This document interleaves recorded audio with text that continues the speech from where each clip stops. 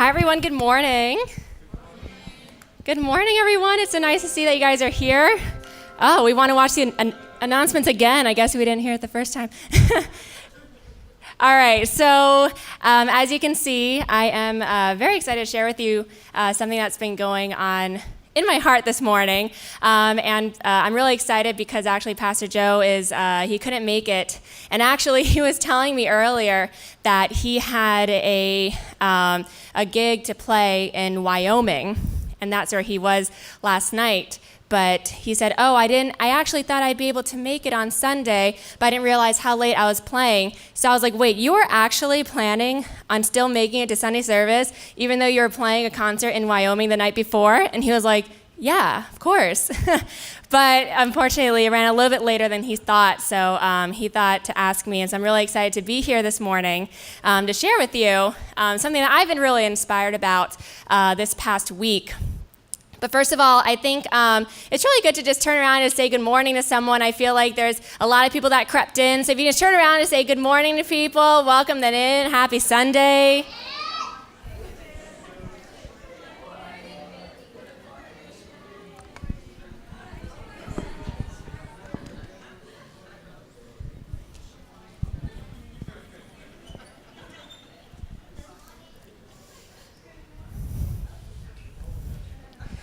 It's sometimes so easy to just, creep in and say, Sunday, I'm just going to sneak in and just watch everything. But no, we are a family. We are a family community. It's in our name. It's what we are working towards, especially as a faith movement. So it's really nice to be able to greet everyone. So we're excited to see that you're all here. And I have a certain topic that I want to share with you this morning, specifically talking about destination over situation. And that's something I'm going to share with you a little bit later on. But first, I wanted to share with you a little story that happened in my life that I feel like a lot of you can relate to. So before I go into it, raise your hand if you've ever been hiking before. Not in Florida, because that does not count. Okay, Florida hiking does not count, but if you've been on a mountain, okay. So we have a good amount of people, and I wanted to share with you a little story that happened as I was hiking one time. My husband and I, we love it. I grew up in the tri-state area, and so growing up, I was, doing trails, growing up by Bear Mountain, Harriman State Park. It was always such a wonderful event to do and to experience with a lot of different people. And after, I was matched and blessed and married to my husband, together we love to do trips specifically to get out of Florida to go to the mountains because we know that we don't have that here. So we've been to North Carolina, we've been to Tennessee with, some of our friends here, the Smoky Mountains. We've been to Colorado, we went to the Rockies, and, all of those are so beautiful. But I think the best hiking experience I've ever had was in the Pacific Northwest in Washington. And if you have not seen those mountains, they are something that is on another level. I feel like I can't do any of the East Coast hiking anymore and be as impressed. Of course, I'm talking nationally. I haven't done international trips yet, but that's something that's, in the future waiting for me. But right now, something that I've really experienced with hiking was going to the Pacific Northwest. And a couple years ago, I actually went to visit my friends that I grew up with in Jersey. A lot of them actually moved to Seattle. And so I went to visit them a couple years ago. And it was so nice being there because, Seattle is a beautiful place, clean place. They're very eco-friendly. And everyone there on the weekend goes hiking. And if you live there, you have to do it. If you're at home on the weekend, people start to judge you, like, why are you at home when you live in the beautiful Pacific Northwest, right? So when I was visiting, we decided, okay, let's do a hiking trail, right? And we found it online. None of us have ever done it yet. They haven't done it. They wanted to show me what, Washington was all about. And so we decided to go on this trailhead. It was probably about 8 miles up and down, all together. So it was about 4 miles there, 4 miles back. And we thought, okay, that's fine. And we wanted to just talk and we wanted to catch up as we were on the mountain. So we went there. We drove probably an hour and a half out. It was a beautiful, beautiful day. And we started on the trailhead, and we're so excited. Everything worked out perfectly, and we start going up. And the first 30 minutes, we're excited. We're sharing with each other what's going on. We're making jokes. We're enjoying each other's company because we all live far apart now. And it was just a great time. But after 30 minutes, the trail started to get really steep, and it started to incline dramatically, and it started to get a lot more difficult from that point.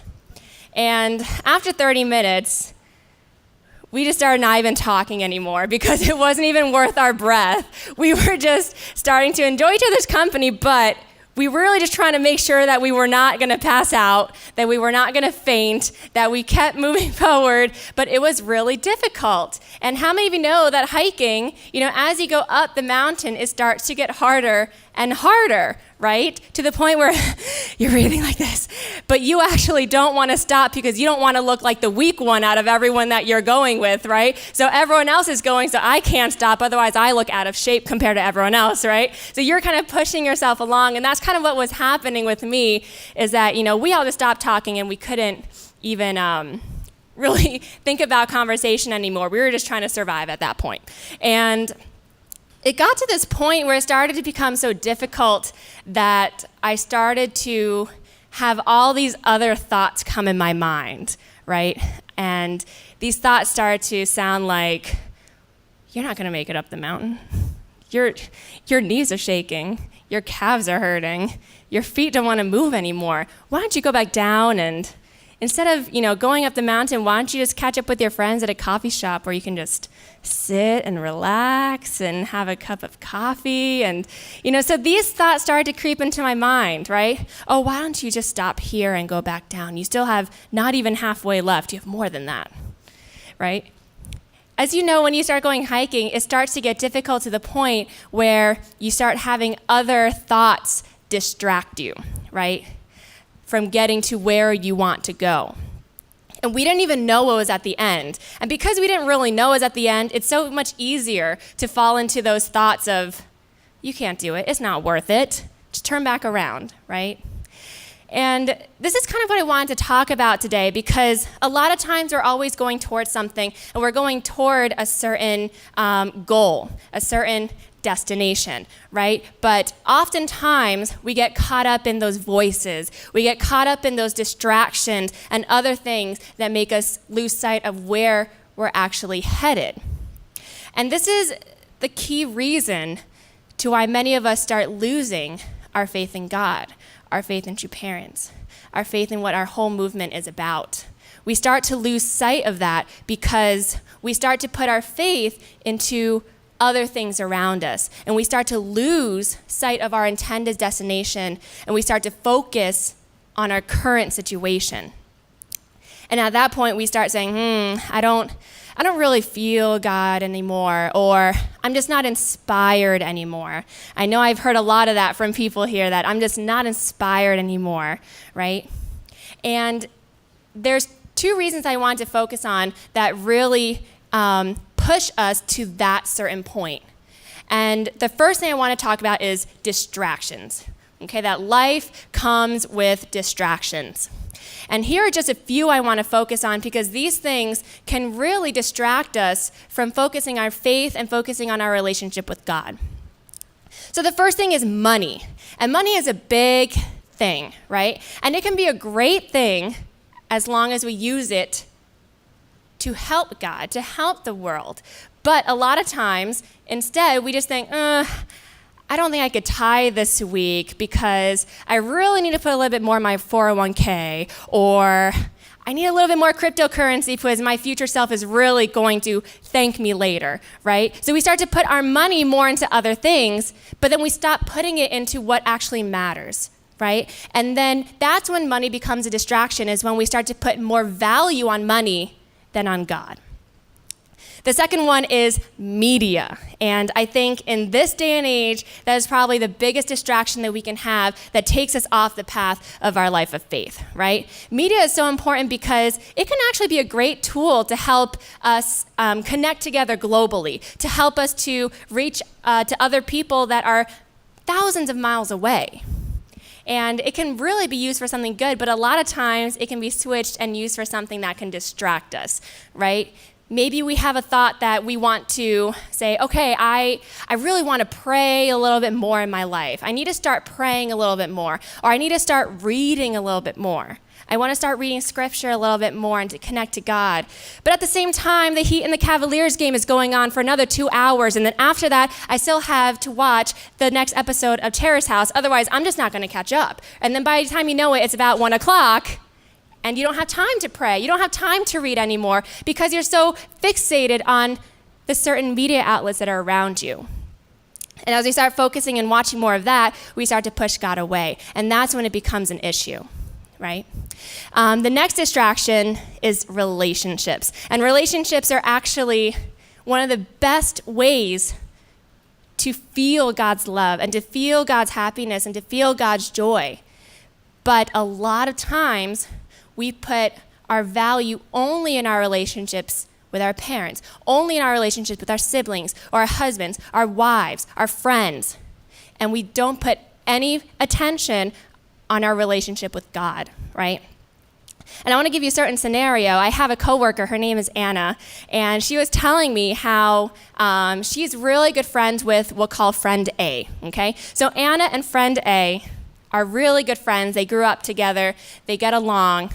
And then friend A said, oh, I have a friend that you would really get along with. And we'll call this friend B, right? So friend A connects Anna and friend B and says, hey, I think you guys would really get along. And sure enough, they actually get along so well. They feel like they're almost the same person, right? And they just met, but they really connect instantaneously, to the point where they stop hanging out with friend A, right? And friend A finally finds out, wait, are you guys hanging out without me? And they're starting to value their relationship more than the relationship with friend A, right? Don't make God friend A. Don't push God out because you have other relationships that you feel like you are clicking with more at the time, right? Because friend A is always going to be there for you. You've known friend A for the longest, and friend A won't leave. So don't make God friend A. Include God in your relationships, okay? That's the way it won't become a distraction, but it will become a learning process and a growing process with God. The last distraction is work. And work is a huge distraction because it takes up at least 40, 50, 60 hours of our week, right? And we say, I just don't have time to build my relationship with God. I don't have time to go to church. I don't have time to go to this small group or to read or to pray because I am just working so much. And then when I get home, I'm just so tired, right? And I know a lot of us go through that. But work becomes a distraction because we don't fulfill our purpose through our work. Ultimately, if we are able to connect our purpose and the mission that we have in our life, our goal, through our work, no matter what menial task you're doing at your job, as long as you could create purpose with it, then it could be something for God, right? For a heavenly parent. But if we push God and say that I'm going to work on God later, I have work first, then we start to value work as more important than God, and that's when it becomes a distraction. So all of these things, are okay to have in our lives, and they're perfectly fine as long as we don't use them as an excuse to push God away. We need to use them all as a channel to include God, and that's when we will see our relationship and our faith start to grow. Specifically in the book As a Peace-Loving Global Citizen, I found a lot of readings I want to share with you today. And this is written by Reverend Sun Myung Moon. He's the one that started our faith movement, the one that was called by God to lead this mission that we have to take on now as a church movement. And he talks about his life in the book. It's an autobiography, but specifically he also talks about, what he's learned from God, his calling, and what he wants to share with the world. And specifically he says the measure of the life of faith is not money or any glory in the world. The center of infinite value is God alone. Therefore, we should make God the standard of our life of faith. We should not pay any attention to anything besides God. So our life of faith is not measured by money. It is not measured by work. It's not measured by relationships. It is not measured by the media, any of that, but it is only measured through God alone, right? That we should not pay attention to anything besides God. And the only reason we should pay attention to something else is to help us get to God closer and faster. In the same book, he also says that happiness is always waiting for us. And this is actually the scripture that really inspired me this week. It says happiness is always waiting for us. The reason we can't find happiness is that our own desires block the way. As long as our eyes are fixed on our desires, they cannot see the path we should follow.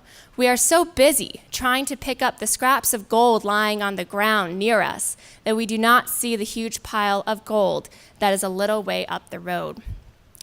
And this gave me so much excitement because I love that first line. Happiness is always waiting for us. It has always been there from the start. God had a plan of joy and love and eternal happiness waiting for us since the beginning. But because we get so caught up in our distractions, because we get so caught up in our other thoughts and the different things that are right in our situation, we lose sight of that. There's a huge mountain of gold that is just a little bit up the way, but we are so busy just focusing on the little scraps that we can have, the immediate gratification that we can have right then and right now, right? So in life, we're always going to be bombarded by distractions. It's always going to happen. And that's specifically how Satan likes to distract us. He likes to divert us away from God. The first way is distractions, which, I really want to go into, but the second thing is through doubt. Doubt is the biggest thing that can really pull us away from God. I'm going to go into the Bible here, and we're going to go all the way back to the garden with Adam and Eve. And we're going to see exactly how the first instant of doubt played out. So this is chapter 3. Now the serpent was more crafty than any of the wild animals the Lord God had made. He said to the woman, "Did God really say you must not eat from any tree in the garden?" This is the first instance of doubt that ever occurred, where Adam and Eve knew that they were not supposed to eat the fruit. That was the commandment that they were given, right? They were told by God not to do something. But the serpent said, "Did he really say that?" He's starting to make them doubt what they were told. He's starting to make them doubt the word of God. But Eve was really good. She said to the serpent, "We may eat fruit from the trees in the garden, but God did say, you must not eat fruit from the tree that is in the middle of the garden, and you must not touch it or you will die." So Eve said, this is what God said, though. But how many times do we know in our life of faith, doubt does not come just once? Doubt will come again and again. So Satan doesn't stop. He keeps going. He doesn't only say, "Are you really sure?" Now he says, "You will not certainly die," the serpent said to the woman, "for God knows that when you eat from it, your eyes will be opened, and you will be like God, knowing good and evil." So now he's not even making them doubt. He's completely saying that what God says is not right. It is not true, and to listen to me. Adam and Eve did not know the happiness that God had for them at the end. They did not know what mountain of gold was waiting for them. All they knew was to have faith and follow this word.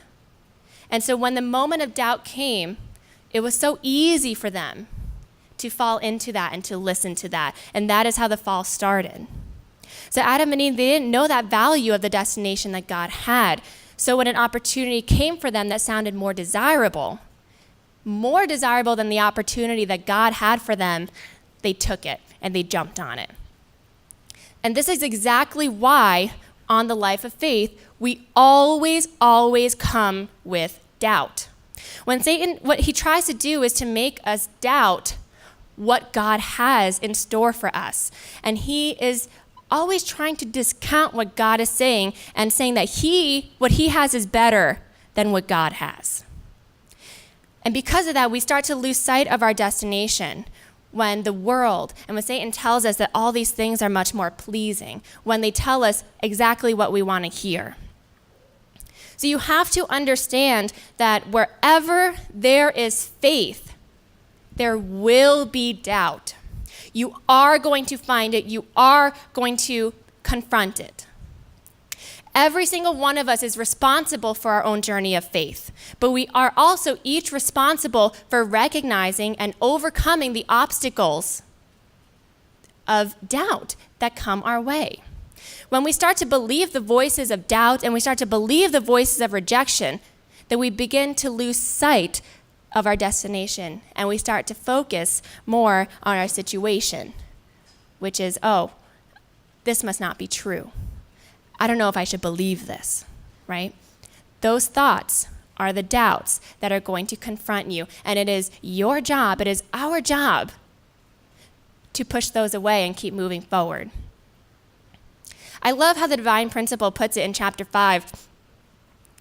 In the Divine Principle, which is one of our main scriptures of our movement, it says, faith is a path each person must walk in search of God. Faith should be nurtured through a direct vertical relationship between God and each individual. So faith is something that each and every one of us has to walk in order to build our relationship with God and meet God.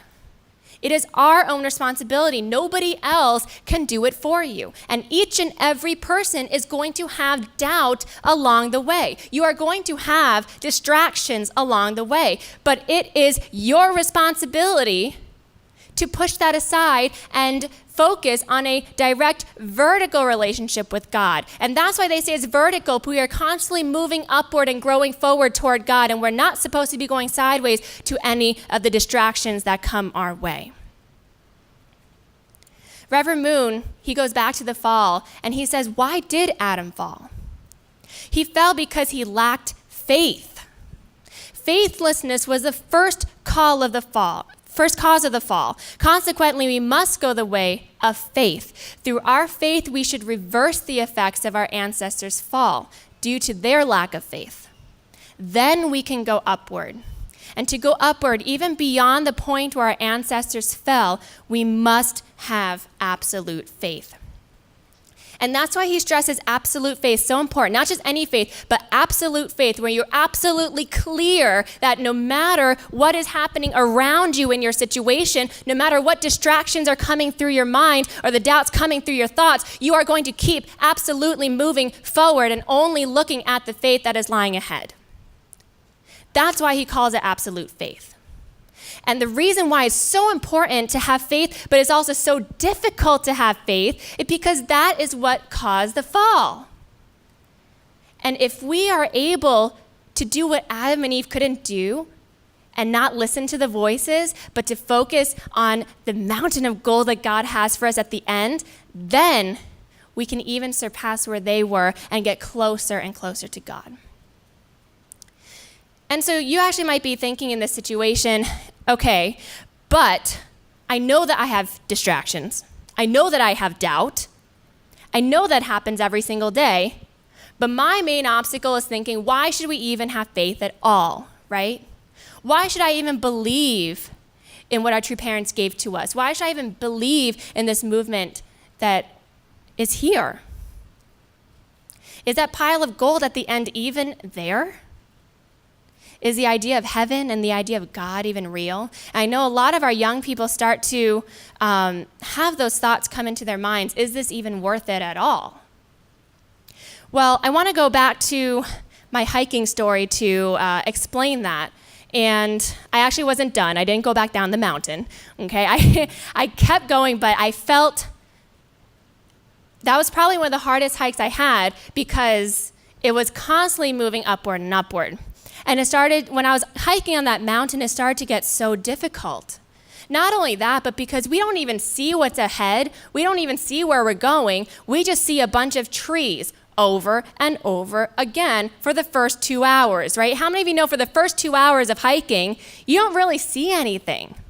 You just see the trees, you see the dirt, you see the rocks, you start to see how you're getting slower and slower, right?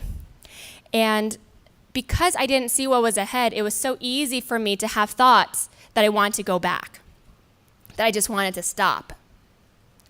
But we decided to keep moving our feet forward one before the other, even though we did not know what was coming. And when we made that decision, we started going higher and higher up the mountain. And I remember just about 2 hours after we started, 2 hours can feel like a long time when you're suffering in misery and pain, right? But there's one point where we started to turn, the trail had a sharp turn. And I remember just in that moment where the trees were, there was a specific part through the trees, there was a huge gap right there. It wasn't even huge, it was probably about like this big between the branches. And through that little gap, I can see a glimpse of where we were. I could start to see that we were just at the same level of the clouds. I was able to see that there were so many mountains all around me. And I started to see that there were snow on top of the mountains too, even though it was summer. And I started to see the whole world right before me, just in that little glimpse. And because I saw a little taste of what we had waiting for us at the end, it gave me so much energy to keep moving forward. And even though I was in pain, even though we were tired, even though we were dehydrated, that little bit of what was waiting for us at the end, the little vision that we had, really moved us so much further. And as we kept going further and further up the mountain, the trees slowly started to separate little by little. And we slowly started to see even more glimpses of the world that was right at our feet. And once we got to the end, it was crazy. The trees just started to open up. And it was probably the most beautiful thing I've ever seen. There was mountains all around us, but not only that, there was a lake on top of the mountain. And I started to feel like the whole world was just surrounding me, and that I started to feel so small. And none of us were on this trail ever, so we did not know the view that was waiting for us at the end. But we made the choice that despite the pain, despite the difficulty of the trail, even though we did not know what was at the end, we decided to push forward anyway. We decided to keep walking, and we made a decision to push away those thoughts that were telling us to stop, telling us that we were too tired, tell us that there's not much at the end, right? We pushed those away, and we decided to walk even further. And because we made that choice, we saw little glimpses of the beauty that was ahead. This is exactly how our faith is, that in the beginning, not even for 2 hours, it might be years, it might be 10 years before we get that first glimpse of what God has for us. But we have to make the steps first. We have to keep walking first, and we have to go through the pain, and we have to go through the doubt. We have to go through the distractions in order to just find that first little taste of happiness that God has. And once you're able to see that, hold on to it and keep going, because there is so much more for us in store as we keep going up our mountain of faith, right? I was reading this article from Mind Body Green, and I love what they say about faith. They say that faith is the decision to love even when you don't feel God's presence. Faith is built through the decision to love no matter the circumstances. The more you choose love, the greater your faith will grow. And this is so important because we have to understand that faith is a choice. Faith is not something that is given to you. People say, oh, this person has way more faith than I do. It just comes easy to them. Oh, this person believes so much, and I just don't have that. It's not because it was given to them. It's because they chose to have faith. They chose to believe. None of us know what is at the end of the road. Nobody knows what God's destination is for us. But people that have faith know that if they keep believing, that if they keep walking, that if they keep putting one foot forward the other, despite any doubts or distractions that come around them, they will find happiness at the end. Those are the people who have faith, people who choose to have faith. And that's why faith is so important, because it is so difficult. No matter the circumstances, even when you don't feel God's love. A lot of times we will get in a point where we don't feel God's love, where we don't feel any joy, where we feel like we might be all alone. But you have to understand that wherever faith is, doubt is going to be there, and you have to choose faith. You have to choose that despite the circumstances, despite the fact that you feel pain, despite the fact that you feel like your finances are starting to weigh you down, despite the fact that you're having trouble with your friends or with your family or with your spouse, despite all of that, you will still decide to choose faith. And when you choose faith, when you choose love, when you choose happiness, the greater your faith will grow. That is the only way. Just like the mountain, we don't know what is at the top. It's not that beautiful in the first part of it. But if you choose to keep making the effort to go up, then slowly you will start to see little bits and glimpses of the destination that you are heading. So keeping our faith is so important, because faith is our connection to God. It is the way that God provides out of his love a way to reconnect with us.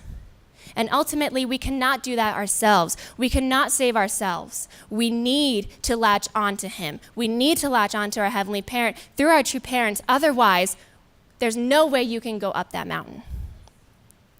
Money, friends, family, husbands, wives, media, jobs, all of those things cannot save us. Only God can save us. And that's why Reverend Moon calls us to have absolute faith, because that is the only thing that can keep us firm and grounded despite all the valleys of life that will come our way.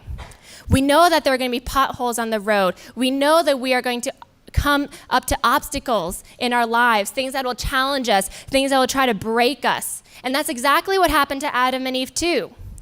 But if we decide, instead of them, if we decide to choose faith over our doubts, then we can keep going forward.